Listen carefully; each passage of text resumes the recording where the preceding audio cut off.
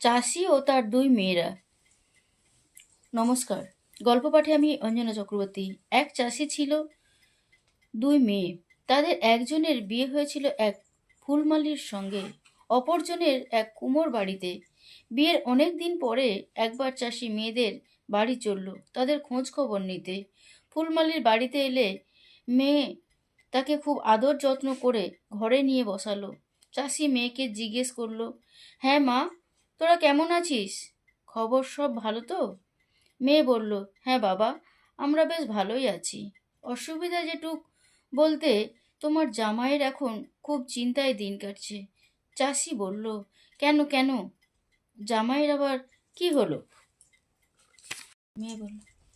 মেয়ে বলল, সেই বাগান, আর আবার কি, এখন যেটুক জলের দরকার, 2-4 দিন জোরে বৃষ্টি হলে তবে আমাদের বাগানের গাছপালাগুলো বড় উপকার হতো। শুনে চাষি নিশ্চিন্ত হলো। মেয়েকে বলল, দেখ ভগবান কি করেন। রাতটা মেয়ের বাড়িতে কাটিয়ে পরদিন চাষি এলো তার কুমোর জামাইয়ের বাড়ি।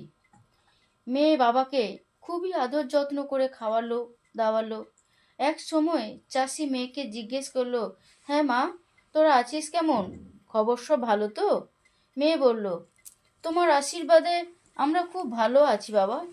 তোমার জামাইও ভালো মানুষ, আমার কোনো কষ্ট রাখেনি। এখন আমাদের কেবল একটাই চিন্তা, মাটির কাঁচা বাসনগুলো নিয়ে। দিন কতক সূর্যের তাপ আর শুকনো হাওয়া দরকার, তাহলে জিনিসগুলো তাড়াতাড়ি শুকিয়ে নিতে পারতাম। মেয়ের কথা শুনে চাষির মুখ গম্ভীর হয়ে গেল।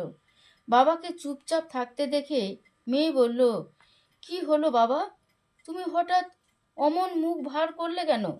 শরীর ভালো আছে তো? চাষি চিন্তিত ভাবে বলল, মা, তুই চাস রোদ্দুর, আর তোর বোন চাইছে বৃষ্টি। কার হয়েছে আমি ভগবানের কাছে প্রার্থনা জানাই ভেবে পাচ্ছি না। নমস্কার।